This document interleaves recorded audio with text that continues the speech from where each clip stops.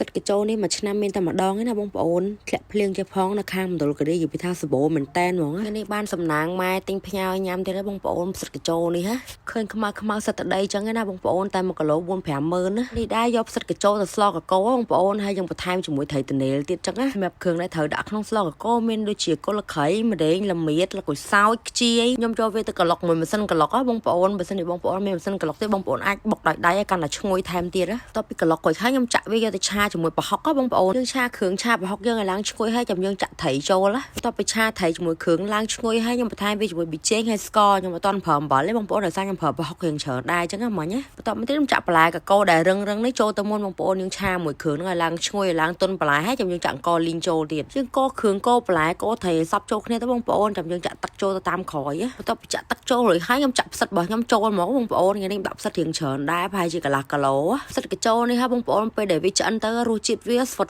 ដូចសាច់មាន់អញ្ចឹងទីចុងក្រោយខ្ញុំរងចាំឲ្យទឹកស្លខ្ញុំពុះហើយខ្ញុំបន្ថែមវាជាមួយខ្ទិះដូងបន្តិចហើយនឹងស្លឹកបាយស្លឹកម្រុំចូលទៅបងប្អូនហើយខ្ញុំបិទភ្លើងយកហ្មងដោយសារខ្ញុំចូលចិត្តញ៉ាំស្លបែបខ្ទិះហ៎បងប្អូនបើមិនបងប្អូនអត់ចូលចិត្តខ្ទិះទេមិនបាច់ដាក់ក៏បានដែរណាគេអត់ដឹងទេបងប្អូនតែវាសម្រាប់ខ្ញុំហ្មងហើយតែបានស្លកកោស្លខ្មែរអញ្ចឹងអីខ្ញុំដួសមកគោមយកមកញ៉ាំអញ្ចឹងហើយបងប្អូនខ្ញុំញ៉ាំអស់ហ្មងហើយអត់ញ៉ាំបាយហ្មងអូយនិយាយទៅនឹកឃើញឲ្យឃ្លានដងទៀតទេបងប្អូន